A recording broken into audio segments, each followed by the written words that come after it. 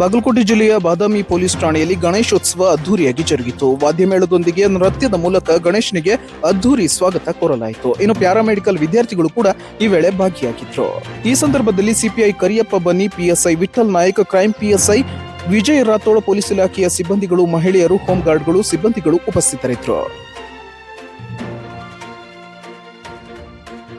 ದೇಶದ ಇತಿಹಾಸದಲ್ಲಿ ಕರ್ನಾಟಕದ ಈಗಿನ ರಾಜಕಾರಣ ಕೀಳುಮಟ್ಟಕ್ಕೆ ಇಳಿದಿದೆ ಎಂದು ಮಾಜಿ ಡಿಸಿಎಂ ಕೆಎಸ್ ಈಶ್ವರಪ್ಪ ಹೇಳಿದರು. ಬಾಗಲಕೋಟೆಯಲ್ಲಿ ಸುದ್ದಿಗಾರರೊಂದಿಗೆ ಮಾತನಾಡಿದ ಅವರು, ಆಡಳಿತ ಪಕ್ಷದ ಭ್ರಷ್ಟಾಚಾರದ ಬಗ್ಗೆ ವಿರೋಧ ಪಕ್ಷ ಆರೋಪ ಮಾಡುವುದು ತಪ್ಪಲ್ಲ. ಆದರೆ ವಿರೋಧ ಪಕ್ಷದ ಆರೋಪವನ್ನು ಆಡಳಿತ ಪಕ್ಷವು ತನಿಖೆ ಮಾಡಿಸುವ ಪದ್ಧತಿ ಇದೆ. ತಪ್ಪಿತಸ್ಥರಾದರೆ ಶಿಕ್ಷೆ ಆಗಬೇಕು, ಆಗುತ್ತದೆ ಎಂದರು. 2 ಬೈಕ್ಗಳು ಮುಖಾಮುಖಿ ಡಿಕ್ಕಿ ಹೊಡೆದ ಪರಿಣಾಮ 3 ಸಾವನ್ನಪ್ಪಿರುವ ಘಟನೆ ಜಮಖಂಡಿ ಪಟ್ಟಣದ ನವನಗರದ ಹೆಲಿಪ್ಯಾಡ್ ಬೈಪಾಸ್ ರಸ್ತೆಯಲ್ಲಿ ನಡೆದಿದೆ. ಈ ಭೀಕರ ಅಪಘಾತ ಯಮಹಾ ಬೈಕ್ ಮತ್ತು ಸ್ಕೂಟಿ ನಡುವೆ ನಡೆದಿದ್ದು, ಅಪಘಾತದ ದೃಶ್ಯಗಳು ಸಿಸಿಟಿವಿಯಲ್ಲಿ ಸೆರೆಯಾಗಿದೆ. ಕಾರು ಮತ್ತು ಲಾರಿ ಮಧ್ಯೆ ಭೀಕರ ಅಪಘಾತ ಸಂಭವಿಸಿ ಕಾರು ಚಾಲಕ ಮೃತಪಟ್ಟ ಘಟನೆ ಕಜ್ಜಿದೋಣಿ ಕಲಾದಗಿ ರಸ್ತೆಯಲ್ಲಿ ನಡೆದಿದೆ. ಈ ಅಪಘಾತದಲ್ಲಿ ಮೃತಪಟ್ಟ ಕಾರು ಚಾಲಕನನ್ನ ಲೋಕಾಪುರದ ರಾಜು ಎಂದು ಗುರುತಿಸಲಾಗಿದೆ. ರಾಜು ಅವರ ಅಕಾಲಿಕ ಸಾವಿನಿಂದಾಗಿ ಮಗು ಪತ್ನಿ ತಾಯಿಯವರ ಆಕ್ರಂದನ ಮುಗಿಲು ಮುಟ್ಟಿತ್ತು. ಈ ಸಂಬಂಧ ಕಲಾದಗಿ ಪೊಲೀಸ್ ಠಾಣೆಯಲ್ಲಿ ಪ್ರಕರಣ ದಾಖಲಾಗಿದೆ. ಕನ್ನಡ ರಂಗಭೂಮಿ ಚಲನಚಿತ್ರ ರಂಗದ ಹಿರಿಯ ಕಲಾವಿದೆ ಹಾಗೂ ಮಾಜಿ ಸಚಿವೆ ಉಮಾಶ್ರೀ ಅವರು ಈಗ ಡಾಕ್ಟರ್ ಆಗಿದ್ದಾರೆ. ಉಮಾಶ್ರೀ ಅವರಿಗೆ ಬಳ್ಳಾರಿಯ ಶ್ರೀ ಕೃಷ್ಣದೇವರಾಯ ವಿಶ್ವವಿದ್ಯಾಲಯವು ಗೌರವ ಡಾಕ್ಟರೇಟ್ ಘೋಷಣೆ ಮಾಡಿದೆ. ಶ್ರೀ ಕೃಷ್ಣದೇವರಾಯ ವಿವಿ ಆವರಣದಲ್ಲಿ ನಡೆದ ಘಟಿಕೋತ್ಸವ ಕಾರ್ಯಕ್ರಮದಲ್ಲಿ ಉಮಾಶ್ರೀ ಅವರಿಗೆ ಗೌರವ ಡಾಕ್ಟರೇಟ್ ಪ್ರದಾನ ಮಾಡಲಾಯಿತು.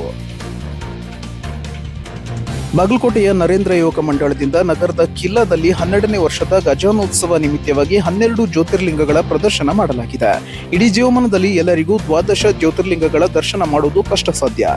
ಆ ಎಲ್ಲ ಜ್ಯೋತಿರ್ಲಿಂಗಗಳನ್ನ ಮನಸಾರ ಇಲ್ಲಿ ಕಣ್ತುಂಬಿಸಿಕೊಳ್ಳುವ ಭಾಗ್ಯವನ್ನ ಒದಗಿಸಲಾಗಿದೆ.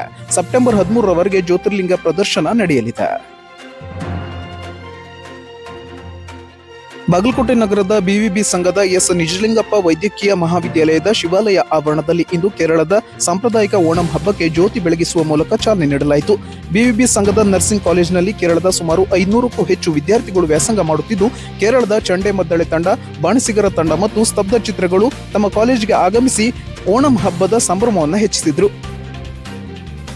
ಅಪ್ರಾಪ್ತ ಬಾಲಕಿಯ ಅಪಹರಣ ಪ್ರಕರಣಕ್ಕೆ ಸಂಬಂಧಿಸಿದಂತೆ ಪೋಕ್ಸೋ ಕಾಯ್ದೆಯಡಿ ಆರೋಪಿಗೆ ಕಾರಾಗೃಹ ದಂಡ ವಿಧಿಸಿ ಬಾಗಲಕೋಟೆ ಜಿಲ್ಲೆ ಸತ್ರ ನ್ಯಾಯಾಧೀಶರು ಆದೇಶ ಹೊರಡಿಸಿದ್ದಾರೆ.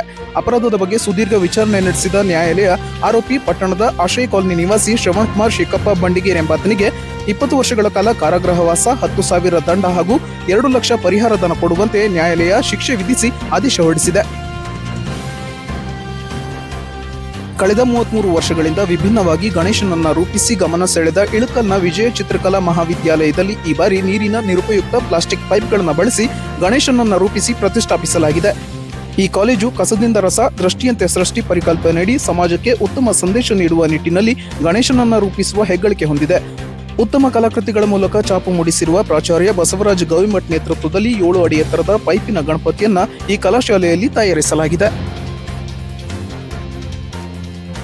ಬಾಗಲಕೋಟೆ ಜಿಲ್ಲೆಯ ಮಹಲಿಂಗಪುರದಲ್ಲಿ ಭ್ರೂಣ ಹತ್ಯೆ ನಡೆದಿದೆ ಎಂಬ ಶಂಕೆಯ ಮೇಲೆ ಜಿಲ್ಲಾ ಆರೋಗ್ಯ ಮತ್ತು ಕುಟುಂಬ ಕಲ್ಯಾಣ ಇಲಾಖೆ ಅಧಿಕಾರಿ ಡಾಕ್ಟರ್ ಸುವರ್ಣ ಕುಲಕರ್ಣಿ ನೇತೃತ್ವದಲ್ಲಿ ಆರೋಗ್ಯ ಇಲಾಖೆಯ ಅಧಿಕಾರಿಗಳು ದಾಳಿ ನಡೆಸಿ ಪಾಟೀಲ್ ಆಸ್ಪತ್ರೆಯ ಹೆರಿಗೆ ಕೊಠಡಿ, ಸ್ಕ್ಯಾನಿಂಗ್ ಕೇಂದ್ರವನ್ನು ವಶಕ್ಕೆ ಪಡೆದು ಬಂದ್ ಮಾಡಿದ್ದಾರೆ.